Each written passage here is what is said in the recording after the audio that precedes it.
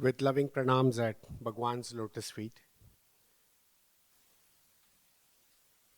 Respected elders, sisters, brothers, young adults, it's indeed my good fortune that I'm getting to travel across Australia, at least on the eastern side of Australia, covering so many centers, interacting with such lovely people, and most importantly, reliving such wonderful moments with Bhagwan and being able to share some of what I learned at Bhagwan's feet with such lovely people. So the theme of this family retreat is Ignite Sai Love.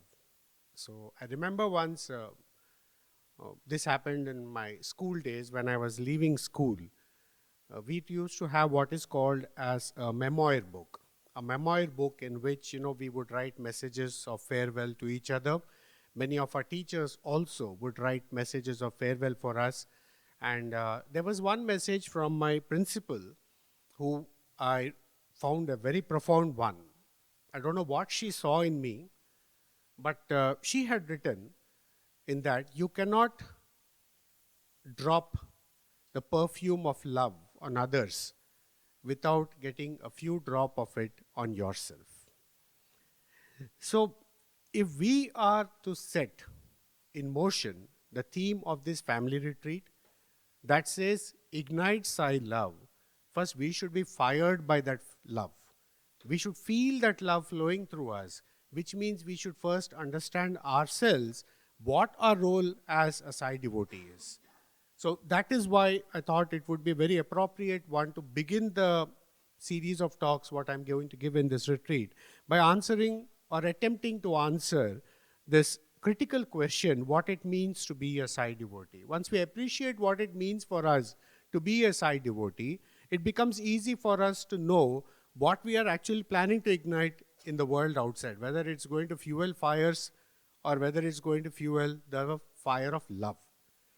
So let us therefore understand what it means to be a Sai devotee. A strong disclaimer, please don't imagine that I have realized the purpose of being a Sai devotee and I'm therefore a guru and giving you. I'm going to just share with you what I learned at Bhagwan's feet. Because I'm as much as a pilgrim as each one of you, perhaps the purpose of a retreat is sharing of opinions, sharing of our experiences, so that all of us get enlightened by each other's experiences and all of us take course corrections or set out new courses so that all of us reach our goal. Please take this talk exactly in that light and nothing more than that. So first let's answer the question, what does Swami expect his devotees to be? Basically, what does he expect them to be? In the university, there were days when as the final year students would graduate and leave to go into society outside, Bhagwan would often call them in for interviews. Basically like a last minute housekeeping rules. Now you are going out, so this is what you should be doing, this is what you should strictly not be doing. Students who had certain doubts in mind would ask Swami questions and Swami would answer them lovingly, so that he basically would ensure that we are thoroughly kitted out before we set out into the world outside. And our batch was, I think, particularly fortunate because I think we bagged more than 6 to 7 interviews before those who had to leave finally left. Now, of course, there was a problem with these interviews that because when Swami chose to spend so much time, the boys just wouldn't want to leave. So in each interview, Swami would point out to people and tell, it is time you go, it is time you go. So at the end of each interview, the number would come gradually coming down. And it was purely his grace that he spent so much of time with students, because it's a very painful thing to leave him and go. It's very painful. And we had to be fortified and sufficient carrots dangled in front of us so that finally we could say, fine, Swami, we are leaving. So during one of these interviews, I particularly remember there was one student who had a doubt. Swami had given his discourse and Swami, he was asked by the student, of course Swami asked the students, any doubts? And this student said, Swami, you had blessed us with the good fortune of being with you for so many years. Blessed us to give so much of your time to us. You had taught us so many things personally, handheld us in many situations. Swami, when we go out, give us an easy solution or a guideline on how we can change the world. Just a few guidelines on how we may actually change the world. Swami's answer was very surprising because none of us saw the answer coming. Swami said, don't bother changing the world, you will never succeed. It is not your job. That is the reason why the avatar comes. That's the reason the avatar comes. So changing the world is not a part of your job description as a student when you go out. So, but somewhere maybe in the heart of hearts, we knew the answer was correct, but it came as a surprise to us when Bhagwan actually said that. So the obvious corollary that followed this answer, we asked Swami, then what exactly do we do? And Swami's answer was such an eye-opener for each one of us. He said, I want each one of you to be an ideal. An ideal that will inspire 10 others around you to lead a life just like you. I want you to be a candle from which others will light the flame of love from each one of you. So I want when people see you walking on the streets or working in your office, I want people to proudly say, this is the kind of person I would like my own son to grow up to be, my own daughter to grow up to be. That is the kind of inspiration I'm looking each one of you to bring forth in the society which you live in. So it was an eye-opener for us primarily because it puts the onus of igniting Sai love in the world outside on us, not on the world. So if somebody is seeing us and telling what kind of a, unfortunately we have had such experiences where people ask us openly, see such a person calls himself as a Sai devotee, but do you know what kind of life he leads? And it is such an embarrassment because it is not that person, it is Swami's name that's getting dragged in. So the biggest onus on us is to see that the person, the avatar with whom we are being associated with, his name is not defiled in any way. And for that, we have to make sure that every step that we take, every life that we lead, every moment that we spend in the community outside, in our families, we have to ensure that we are watching our thought, word, and deed. To make sure that fingers are not pointing at us. Because when fingers point at us, they go through us and point to the avatar who we are associated with. So it's a very important thing that let us not try to change the world or change the society. The onus should be on us. If we inspire ourselves to live as ideals, the society will automatically take us as an example and the change begins, because the avatar puts his job at hand. If we live as ideals, we are acting as a channel through which Bhagwan will source his love and rapidly bring about the change of the world which we are talking about. The second thing which Bhagwan expects his devotees to be, perhaps a very important point over here, is to be the solution and not recreate or be a part of the existing problem.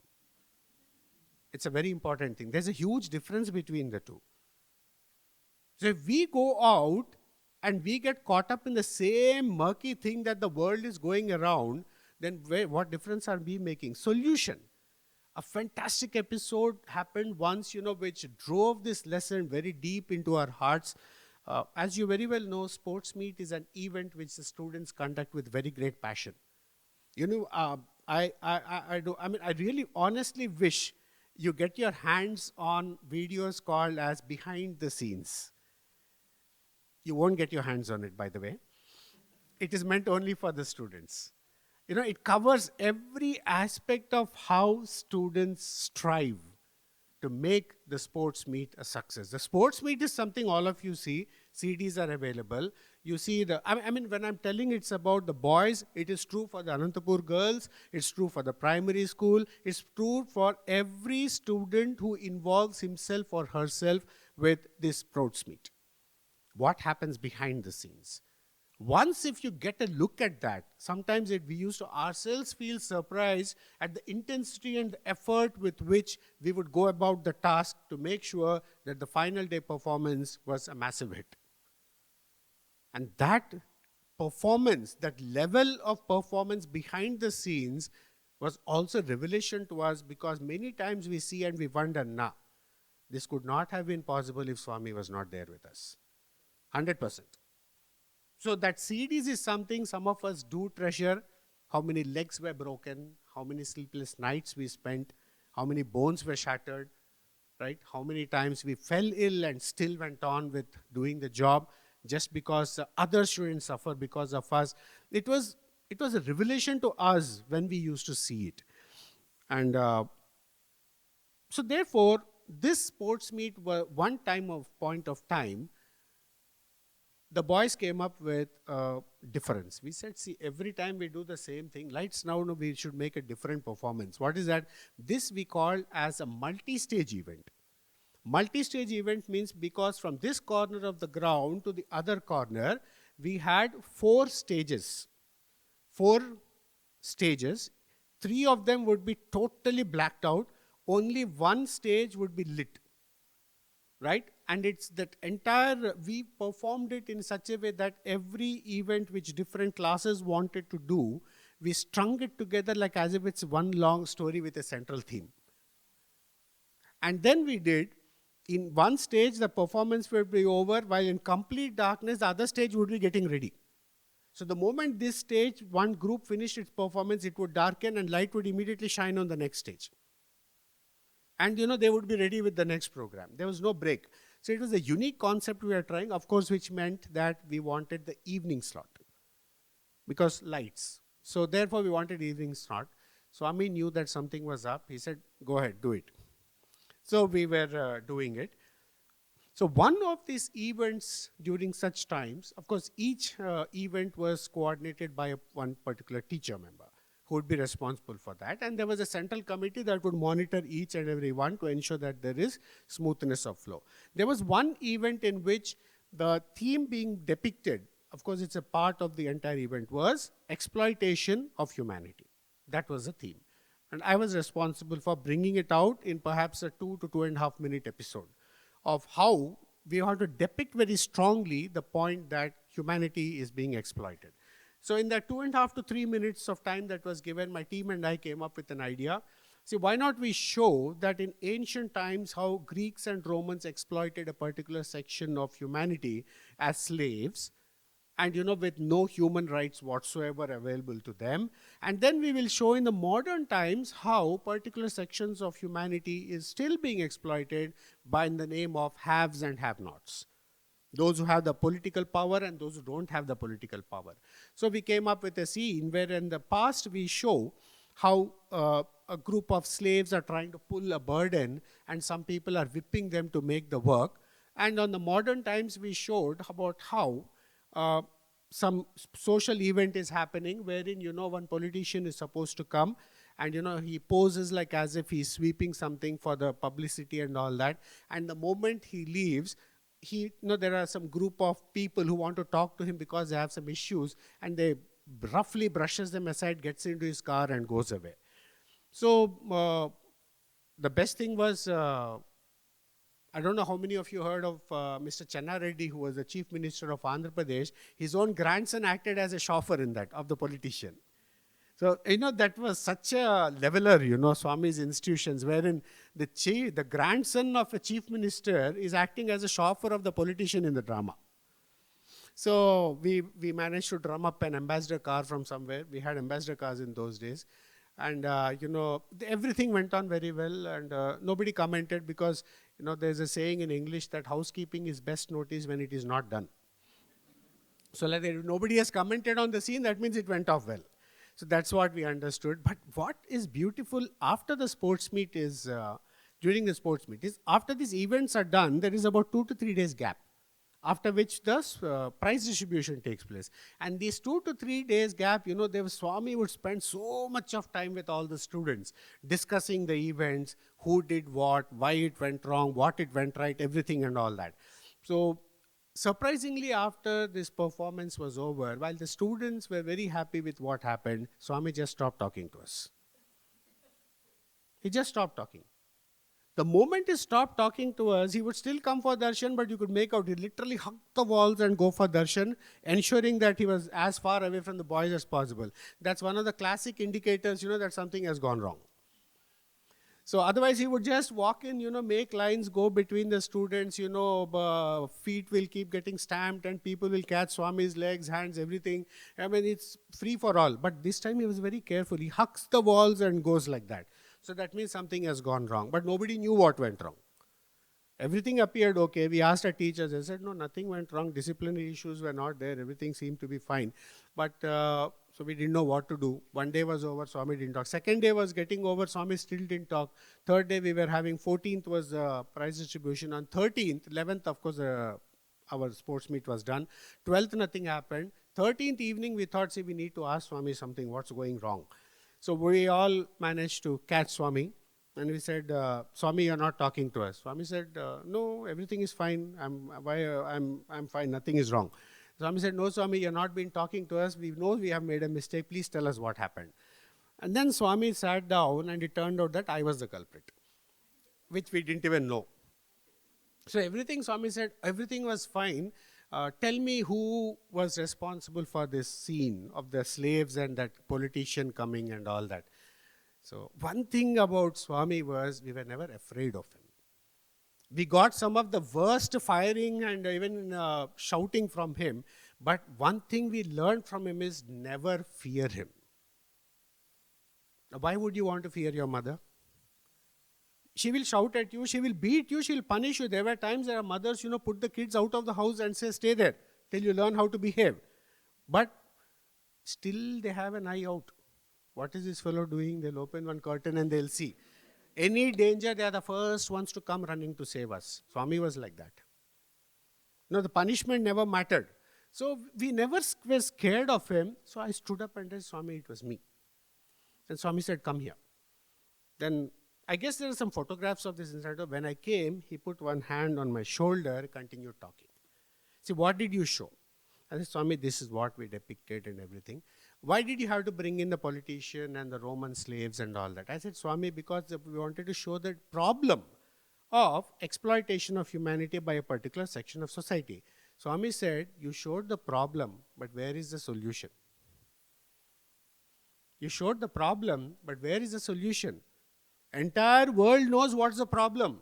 Everybody knows what the problem is. How many are coming forward to show the solution and live the solution? I want my students to be the solution. Don't recreate the problem. Don't be a part of the problem. Stand out bravely, be the solution. That is what I expect from my students. It was an eye-opener for us, and possibly I think this also translates to all of us who call ourselves as Bhagwan's devotees. We should not aim to be a part of the problem, discuss and politicize the same issues that we see in the world outside. Instead, we should try to be a solution to it. What can we do to diminish and remove this problem? This is a very important lesson every one of us who are Bhagwan's devotees should remember. The first one was that we need to be an ideal for the world to emulate those around us. We need to be the solution, not recreate the problem or be a part of the problem. The third one is perhaps very, very important at an individual level before we set out to do any sadhana with Swami. And that is to understand that God values the effort more than the outcome. He values the effort more than the outcome. So we say, so is the result not important? So is the result not important? Let's go for a very practical issue. This very retreat. So many people worked so hard for so many days and months and weeks. And let us say, we say, I have made in my best effort, now let it happen, whatever has to happen. Once actually, the reason I'm raising this question is, there was one question which was asked to Swami in an open interview. Swami, when you say that effort is more important, doesn't the result matter? And Swami said, Bangaru, if your effort is truly dedicated to God, the result he will take care and ensure that it doesn't get spoiled. Simple. Is it? Eyeing the result is not your job. You focus on the effort. The result will take care of itself because you have left it to Bhagwan. And once you leave it to God, He will ensure that what has to be is always for the best. Effort alone is in your hands. The result is never in your hands. Therefore, do not focus on it at all.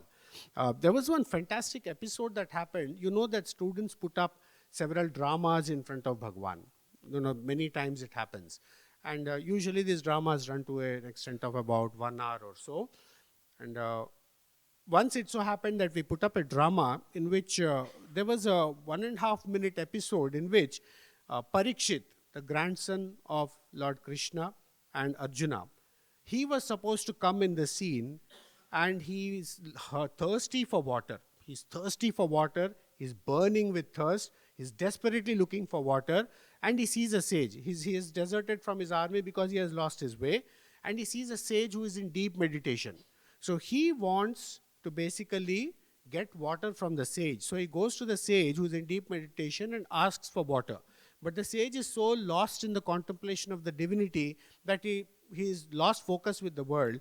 But Parikshit, who is normally a very righteous person, because he's overtaken by the rage of thirst, his mind and his senses have taken leave of him. So he punishes the sage by telling him, how dare you ignore the king? His ego comes up, and he takes a dead snake and puts it around the sage. And the sage is still oblivious, but the sage's son, through his vision, sees who is the person who put the dead snake around his father's neck. And he curses Parikshit, may you die by the bite of the snake Takshak. Takshak was a very mighty serpent. And that's the episode. So in the episode, we covered it in just 2 minutes. Okay? In that, the role of Parikshit is hardly for 40 seconds to 45 seconds. That's it. In the entire drama of 1 hour, Parikshit, the boy who played the role of Parikshit, appears on the scene just for 45 seconds. Okay, let's be charitable, it's for 1 minute. Maximum.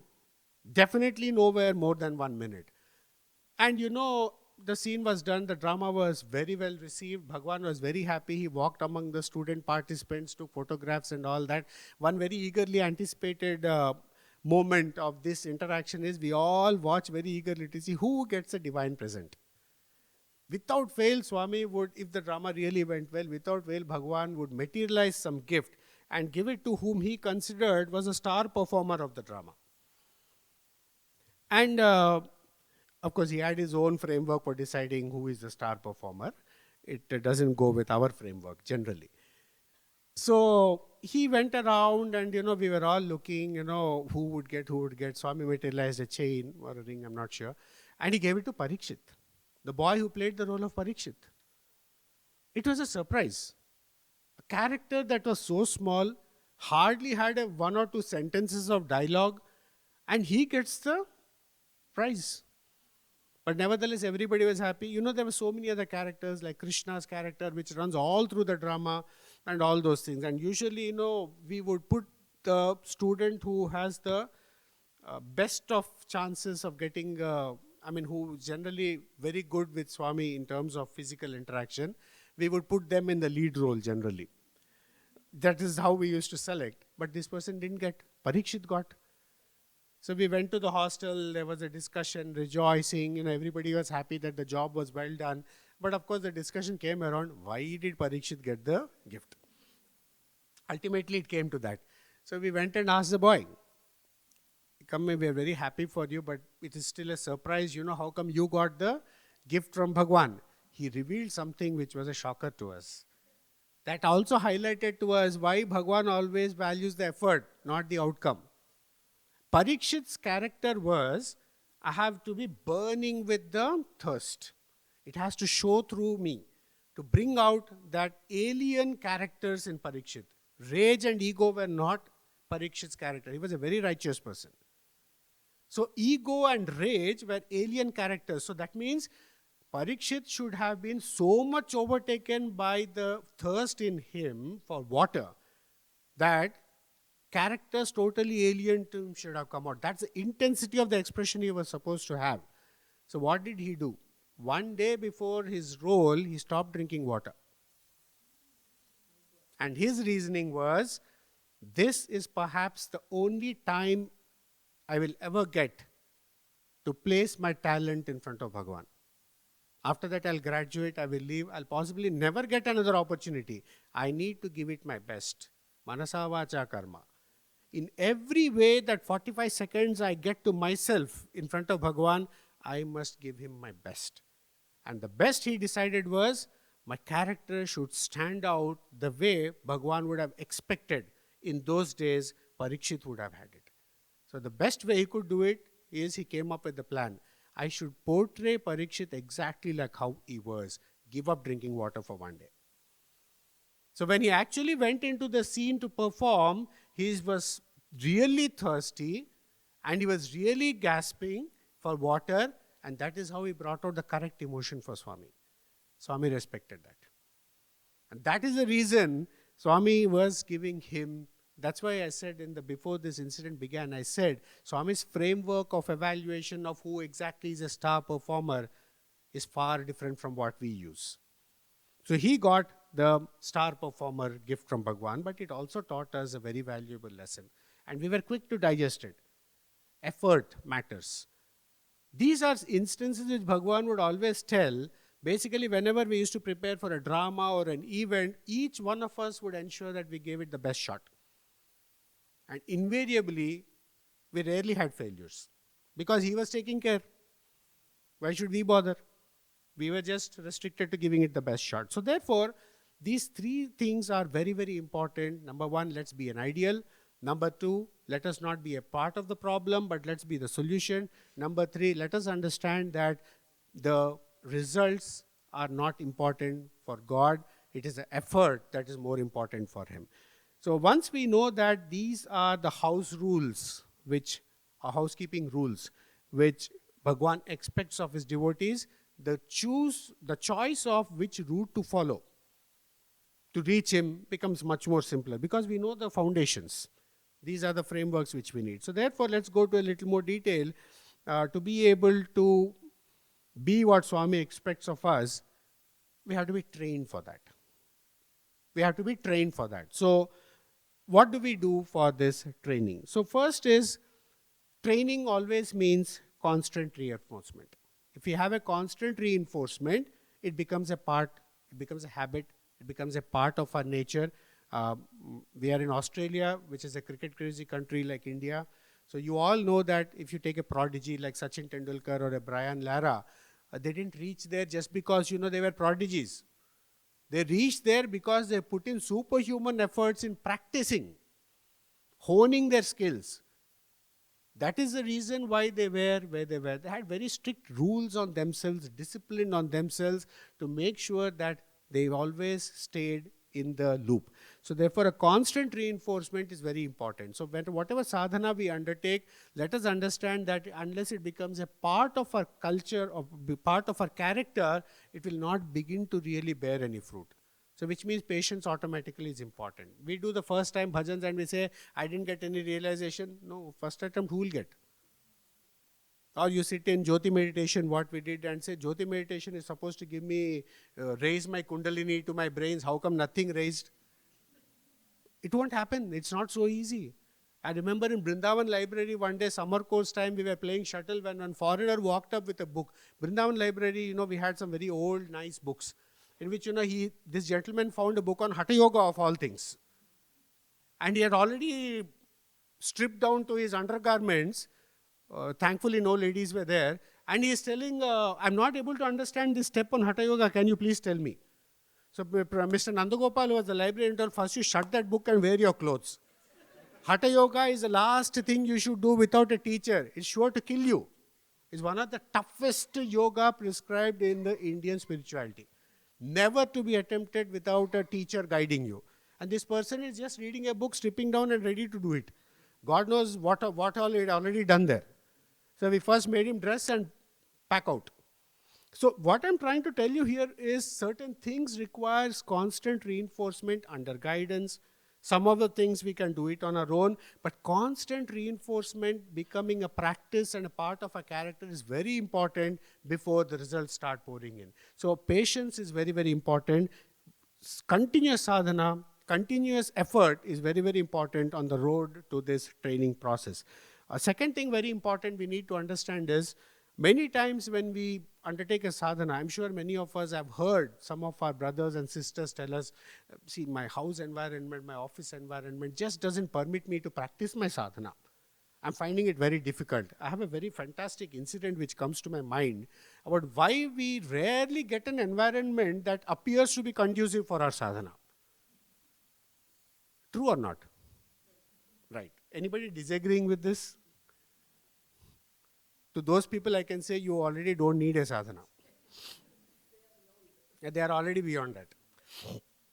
But what happened was one day, Mr. Chiranjeevi Rao used to have some very interesting interactions with Swami.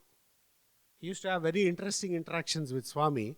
And in the afternoon when he would come, it was a holiday, so I also happened to be around and privy to this discussion that was going on.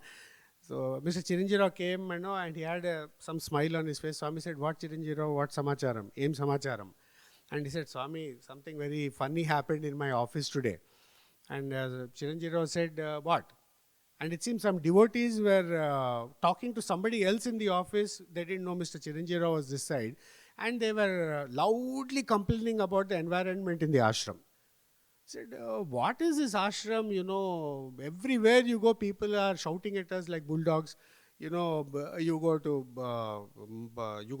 bhajans and mandir, people are shouting at you there. You go to the canteen, people are shouting at you there. You go to accommodation, people are shouting at you there. Now you go for anything, people are shouting at you. There is no love. Nobody is talking with peace. Everybody is disturbing you. How can you even do your spiritual sadhana in such a place? Swami's answer was a masterstroke. He just stood at he just sat in silence and stared at Chiranjeevi Rao for some time, and he said, "No environment that you see around you is there by accident. It is planned carefully by God and put there deliberately." He said, how are people getting irritated? Because they see the environment. That's the first step in sadhana, Swami said. To realize you cannot recreate an emotion like irritation, anger, jealousy unless it is already there in you. It's already there in you. A child, let us take an example. A newborn baby. The only emotion it knows is cry, laugh. It knows no other emotion. So anything, the world that it sees or understands, it's categorized under these two emotions only. So as the child grows, it understands this is mine, that is not mine, this is my mother, that person is a stranger. These kind of emotions slowly start coming in. That, in other words, is very clear, human beings are incapable of expressing any emotion which is not already in them. It has already entered them at some point of time. So therefore, Swami said, the environment anywhere around us is created in such a way that first, it will bring that emotion out of you. Make you face your own defect. The purpose of any environment is that. It will bring your own mistakes out in front of you, make you come face to face with it. Once you know that this is the defect in you, your sadhana has to begin. You have to overcome that. I'll give you a classic example. There are certain things, which irritate us, but they don't matter to a person, somebody else. They just say, why are you getting so irritated? It is so simple, let it go. I have friends like that. Certain things happen which irritate me no end. That person is as cool as a cucumber. Absolutely no expression. He says, how does it affect me? Why should I waste my time getting irritated on it? That line is thought is different. That means that emotion is not there in them. It's alien to them. Reacting in such a way is totally alien to them. Therefore, Swami said, any environment that you see around you is created to first bring out any defect in you, so that you have the courage to face and tell, yes, this defect is in me. After that, you have to do a sadhana and plan a sadhana such that it goes. And it's my own example I've seen several times in the world that I'm sure some of you also have. That when you go to your office or you go somewhere, there are certain people who you rather wish you don't see. The moment you see them, oh God, I've seen this person, my day is gone for the day. Meeting with so-and-so, oh my God. He answers all kind of questions he asks, which are senseless, meaningless and all that. So please, I don't know, at least I have felt as long as that feeling persists in me, that person remains. He continues to irritate me. He continues to ask those questions. But one day when I realize, am I missing something internally over here? Maybe he's asking some sensible questions. Maybe I should come better prepared for my meetings so that questions can be avoided in the first place. It's a positive step we have taken because now our preparation is stronger. Why that person is coming there? See, he also has to earn his living. He also has to feed his family. I'm also doing the same. Why is it that his very presence in the hall has to irritate me so much? Both of us are doing the same thing. He has not spoken to me. So why is it that when I look at him, I get so irritated? Poor man is also Purushartha. One of his Purusharthas is fulfilling just like me. Let me be peaceful. Let me go. My irritation is not going to stop him from coming to the office unless I have to resign and get out myself, which I can't afford to right now. So let's be peaceful.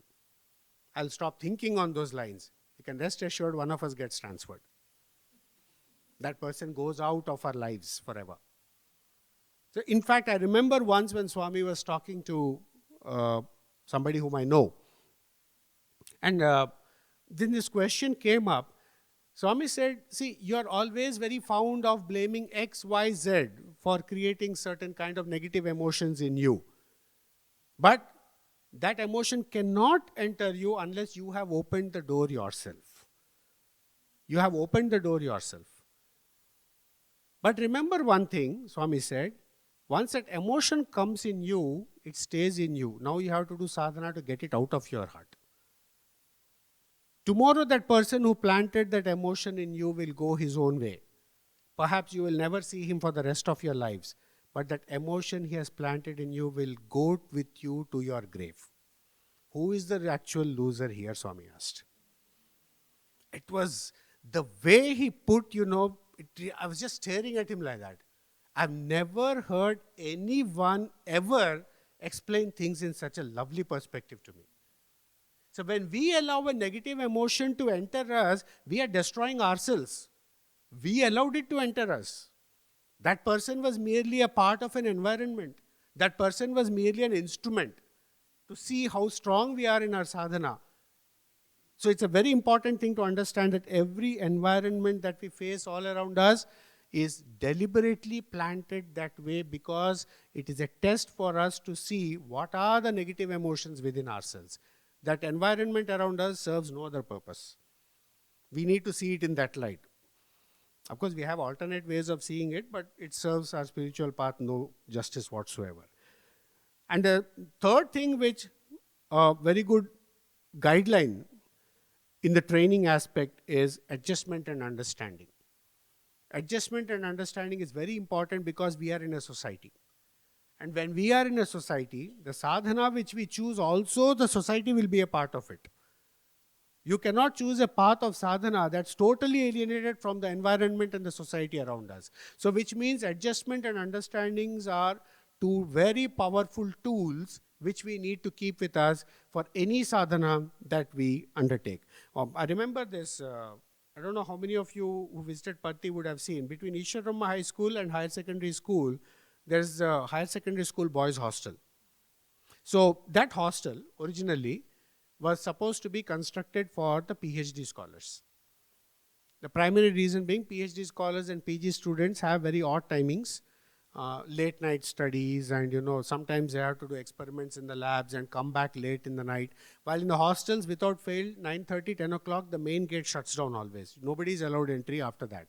Lights are off at 9:30 to 10, but senior students cannot follow the timetable because they do lots of preparations for their future entrance exams, competitive exams, their own lab work is going on. Special classes are held sometimes, by the way, which we hold till very late into the night. So that hostel was being constructed for that originally. So the architect brought in the plans in which, like all the hostels in the world around, it was a single room, wherein maximum 2 people could share together. And there were common washrooms like all the hostels. And Swami just looked at the room and he said, no, make it dormitories. Remove the single rooms. I don't want any single rooms anywhere. Make it dormitories. And then the architect, tried to tell Swami, but these are big students, they need their privacy, they have their own timings. In a dormitory, if everybody maintains their own timings, it will disturb the others. For example, some of the master's students, they preferred studying in the night while sleeping early. Some of the people preferred waking up early, sleeping through the night. So then he said, see, when there's no set rule, it disturbs others. Swami said, no. More than the individual timetables, the reason I build my hostels like this is because two very important lessons I want the boys to learn before they go into the world: adjustment and understanding. When 9, 13, 11 people stay in a single dormitory as youngsters, in our formative years especially, we are exposed to different viewpoints, we are exposed to different situations, right? Different egos, different timetables, schedules. So these two powerful tools of adjustment and understanding have to be employed here if we have to live peacefully ourselves. The day we say, I'm not going to adjust, we could become the oddball. The others are fine. It is we who become the oddball. It is we who begin to suffer. So that is the thing, that formative years, Swami always said that adjustment and understanding are two very important tools which people should learn. My own feeling is that even when we are undergoing or taking up a part of sadhana, we are also a formative years of our spiritual journey. Adjustment and understanding, therefore, become two very powerful tools even in this context. Now, once having know this, let's come to finding out what's the next thing that we need to learn. Adjustment and understanding is one. Understanding the environment is created to help us select the correct sadhana is one. Constant reinforcement is one. And the last thing perhaps which we need to know in our part of sadhana is any sadhana that we undertake, we have to understand a very important truth. It should help us to focus on the creator and not on the creation. It should help us to focus on the creator and not the creation. It's very easy to lose focus because, like I said, we live in the creation. So the shift of focus should happen when we need to understand that we are not living in the creation. We are actually living as a part of the creator himself. So the shift in focus should be the essence of all sadhana. And Swami himself has said on many occasions that we will fall into this pitfall of getting carried away by the creation and losing focus on creator many times. That's the power of Maya. So if we want God, Bhagavan has once said actually that Maya is like a bulldog before you approach the God. So you can't reach God without passing the bulldog called Maya. It will block us from reaching God. God is the master of Maya. So you want to reach the master, you should cross the bulldog called as Maya. And Maya is the main culprit why we keep repeating focus, losing our focus from the creator and getting it into the creation. So there was, of course, as students, we were privy to several situations wherein Bhagavan repeatedly showed us how not to fall to this trap. It's a very funny incident that happened in Kodaikanal, actually once. Swami was talking to a group of our students and he suddenly looked at the ring of a professor and he said, this ring looks very nice, where did you get it from? Then the person took out the ring and it was a white diamond, the same ring, but it had a white diamond. And Swami got that ring out. He said, Swami, you only gave that ring. So then Swami took this ring in front of us. Kodaikanal is a very closed environment. All the students would fit in just this much of space. Swami's throne is here. And, Swami is telling, looking at the ring, this ring is really nice. Boys, what color is the stone, he said. We had seen that stone many times. So we said, Swami, it's white in color. Swami said, no, it's not white. Take a deeper look. It was not white. When he had changed it to green, we don't know, but it had turned to green. Then we all stared. We stared at the person. That even the professor said like this. He said, I never saw this. It was white only. Then we said, Swami, yeah, it looks like green. And Swami said, what happened to your eyes? It is white. And again he showed us saying it is back to white. Then no answer. By this time, we were all staring at Swami and the ring, and Swami said, okay, mutsataka moodo sari. That means, in Telugu they are saying mutsataka moodo sari means, okay, let's do it with great pleasure the third time. Now it will win. So Swami said, mutsataka moodo sari, last time. Tell me what color is this? Swami said, Swami, it is green only. And then Swami said, then again it was white. And then Swami said, this is not working out. No. Okay. Then he showed the ring like this, but what is this color? By this time we had learned, Swami, whatever color you want, it is that color only. How will you argue with someone who is changing things in front of your eyes without even you being aware of how he is doing it? A distance was just this much. Even the person sitting next to Swami couldn't make out how he is doing it. No point in arguing such an entity. We said, Swami, whatever color you want, it is that color. And Swami said, see, this is what happens when you start losing focus on the creator and focus on the creation. Why are you forgetting in whose hand that creation is? This is the hand that can create and do anything that it wants. You're forgetting the hand in which this creation is being held. That is when creation is just like this ring. Its nature is to change. So what you fix a set of, because I'm a physicist, I'm telling you, it's a very, very common thing. You know, when Rutherford first discovered atom, we said atom is indivisible. Nothing exists in this world that is smaller than an atom, right? Then J.J. Thomson discovered the electron. And we said electron is the smallest entity. Nothing smaller than the electron can exist. Right? Then we discovered the bosons, quarks and mesons. Then he said electron is made up of mesons and bosons and quarks. And we said, okay, bosons, mesons and quarks must be the foundation of the universe. Nothing exists smaller than this. And then came the CERN experiment where they said the Higgs boson, which is called the God's particle, is what is composing even of these quarks, mesons and these things. So the God's particle, Higgs boson, must be the smallest particle in nature. It cannot be divisible anymore. That's where we have calmed down at the moment. We have started from the atom and said it is indivisible. Now we have said, oh, so many layers are over. Now we are saying Higgs boson is the indivisible particle. You can rest assured another 10 years from now when machinery advances even more, we'll say that even the Higgs boson is composed of something. Science is like that. Science answers creation. It doesn't answer the creator.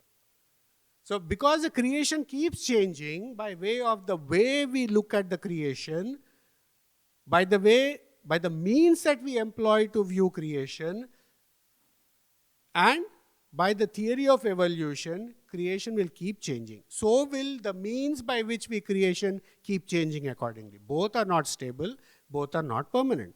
When we are employing impermanent mechanisms and means to study that's impermanent and not stable, how are we planning to understand the entity which is absolutely unchangeable? Totally wrong method of tackling the situation. So Swami said, the hand that creates this creation is always there. It's just like, in fact, those of us who watch movies, either in the theater or on the TV, we see the TV screen is always permanent. Take the screen. The screen was always there. It has never changed. But there were so many images coming in and out of it, that kept changing. So Bhagwan's analogy of the screen and the images which are projected on it is a classic indicator of the creator and the creation. The creator is always in the background, like the screen. The creation keeps changing again and again because that's its nature. So losing focus on the creator because we get caught up in the creation is a very important trend we should guard against when undergoing a sadhana whatsoever. I remember there was one more incident which happened which I wanted to share with you is there was a time when I had been called inside to translate Swami's discourse to a group of devotees. And there was one foreigner, you can make out he's being eaten up, by an anxiety. Even though it was a foreigner in this case, I wish to tell you many Indians also have this problem. Can Swami create with his left hand? That was a question, by the way. Can Swami materialize with his left hand? So it was eating him up. You could make out, that he was going in only to get that question answered. So Swami brought them in. He got a prime seat next to Swami's throne. And Swami asked me to translate. He was speaking in Telugu. I was translating in English. And then after Swami spoke to them for about 20 minutes, Swami said, any questions? And this person raised his hand. What? He said, Swami, can you materialize things with your left hand also? I was about to translate. Swami said, stop. తనకి చెప్పు. He understood. He said, తనకి చెప్పు, tell him. సృష్టి స్థితి లయల్ని అరచేతిలో పెట్టుకున్న వాడికి ఏ చేత్తో సృష్టిస్తే ఏమి? Those of you don't understand Telugu. He who has the entire creation in the palm of his hand, who can create and destroy creation in the palm of his hand, what does it matter with which hand it is done? And he materialized a big chain with his left hand and gave it to someone else. So I told that gentleman, and this gentleman got a grandstand view of the materialization right in front of his nose because Swami's left hand was near his nose. He fell at Swami's feet. But what I'm trying to tell you here is the hand, that is the focus we should have. The creator, that is the focus we should have. Because everything else that happens, this environment we discussed, everything else flows, not the creator. It stays permanent.